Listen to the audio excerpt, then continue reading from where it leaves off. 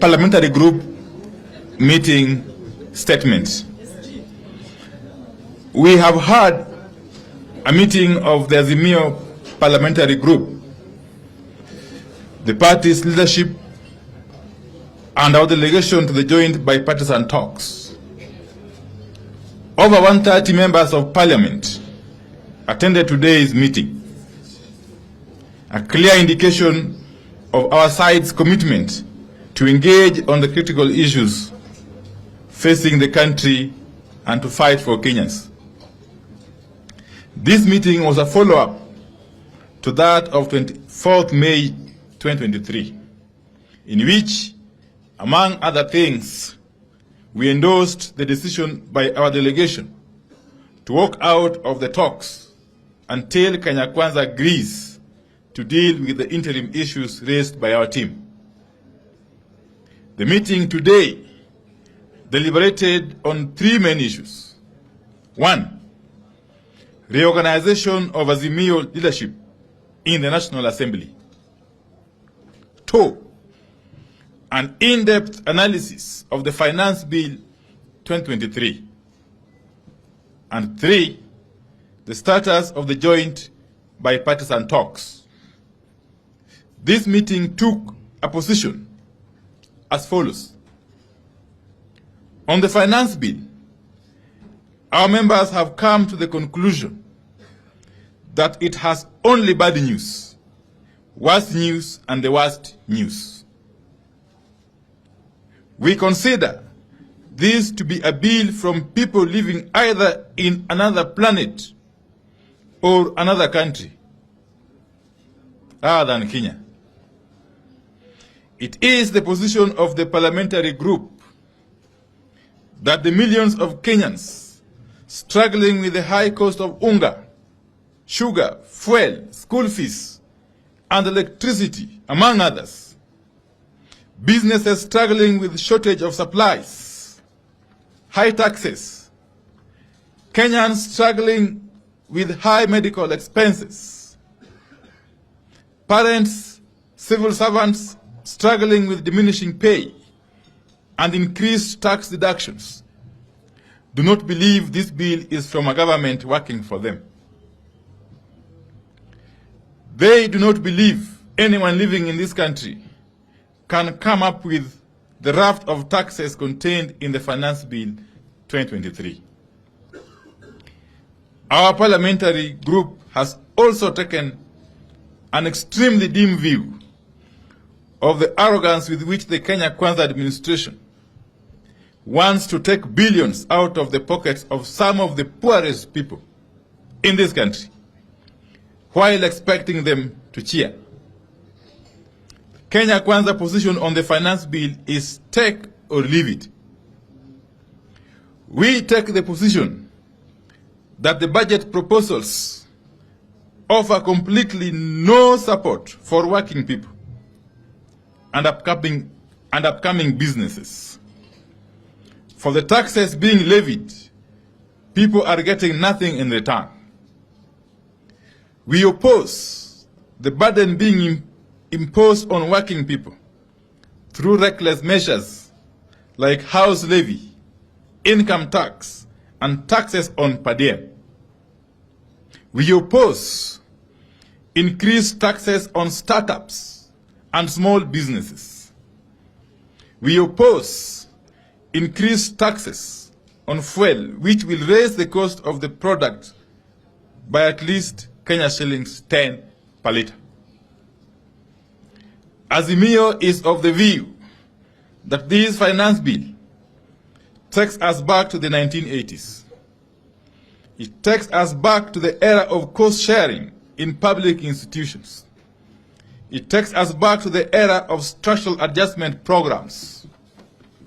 It takes us back to the 1980s because the people who were in charge back then are in charge today. It is our position that in the long history of budget making in this country, never has a regime tasked our people to sacrifice so much by way of taxes for so little by way of gains. We have refused to sit back and watch as Kenyans are being harassed to fix cash crunch caused by economic mismanagement, wasteful spending, corruption, and skewed and incompetent hiring into critical public positions. We reject this backward march. We reject the finance bill in total. We reject excess taxation to finance wasteful expenditure.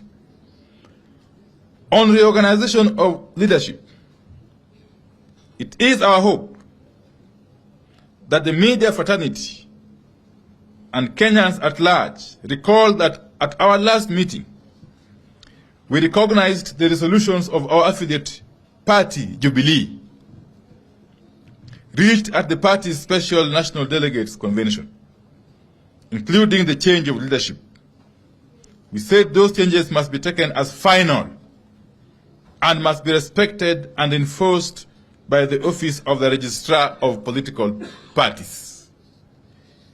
In furtherance of those resolutions by Jubilee NDC, Azimio has today settled on the Honorable Mark Mwenje, the MP for Embakasi West, as the Deputy Minority Whip of the National Assembly. Honorable Mwenje will be taking up the position that was left vacant upon the removal of the Honorable Sabina Chege about a month ago. We recognize Honorable Mwenje as a committed, consistent, energetic, and youthful fighter who has shown the will to stand up for the people and the party. We have no doubt that he will prove equal to the task. We reiterate that Azimio will do everything possible to protect affiliate parties from heinous attacks emanating from the Kenya Kwanza regime. We will do whatever it takes to protect multi-party democracy, for which many Kenyans lost their lives. On the joint bipartisan talks, the PG received a briefing as follows: that Kenya Kwanza has offered that the joint co-chairs should write to the IBC selection panel requesting them to halt the process for about 21 to 30 days. To preserve the IBC's presidential election servers, the Kenya Kwanza side has expressed willingness to co-author a letter to the IBC reminding them of their legal obligation to preserve the presidential election servers and the data contained therein. Kenya Kwanza has asked that the co-chairpersons meet to discuss and write the required letters so that the joint bipartisan talks can continue. With regard to interference in Jubilee, the Kenya Kwanza has indicated willingness to commit in writing to respect the ruling of the political parties' disputes tribunal, confirming the Jubilee Party leadership. They have no offers on lowering of the cost of living because they are married to the finance bill, and we have a plan for the bill. The PG has noted the two concessions made by Kenya Kwanza. It is, however, the view of the parliamentary group that those concessions are not good enough to allow us return to the talks. It is also our position that the finance bill as presently crafted must be withdrawn and replaced by a bill that appreciates the suffering of the people, the people of Kenya are going through. The bill must be withdrawn in totality and be reintroduced afresh in a manner that is sensitive to the plight of the poor Kenyans. Indeed, the Azimio MPs have resolved to sign a public pledge to oppose the bill, awaiting its withdrawal. Indeed, many other MPs, other than those from Azimio, are equally prepared to do this. It is our resolution that, other than merely committing not to interfere in the affairs of other parties, Kenya Kwanza must agree that all Jubilee MPs, and indeed any other MPs, who have defected to Kenya Kwanza, in essence, have to face by-elections in line with the Constitution of Kenya. Until all these are agreed upon, the joint bipartisan talks remain suspended. Kenya Kwanza has up to midnight today to comply. Thank you very much. End of statement. We are not taking any questions. Thank you.